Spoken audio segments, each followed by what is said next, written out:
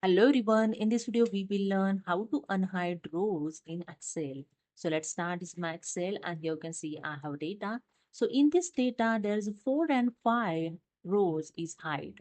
So here I'm going to unhide this. Simply select the rows before and after the dam. So I select the before 3 row number and 6 okay after the hide. So 4 and 5 in between the 3 and 6. So after that, right click on the mouse and click on the unhide, and that's it. Here you can see the 4 and 5. The hidden rows will now appear. Okay.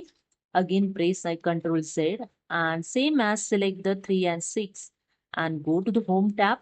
In Cells group, click on the Formats option. In Visibility, click on the Hide and Unhide option and click on the Unhide rows. And you can see again the hidden rows will appear. Okay.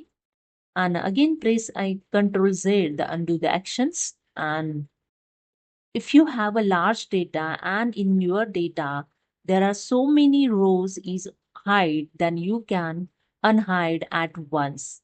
Simply click on this arrow, select the entire sheet, then right click on the rows line and click on the unhide, and that's it. Here you can see the hidden rows will now appear.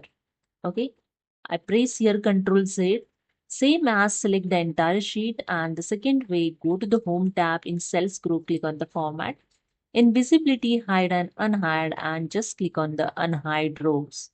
Same as here, you can see the hidden rows will now appear. So hope you understood. If you like this video, please subscribe. Thank you so much.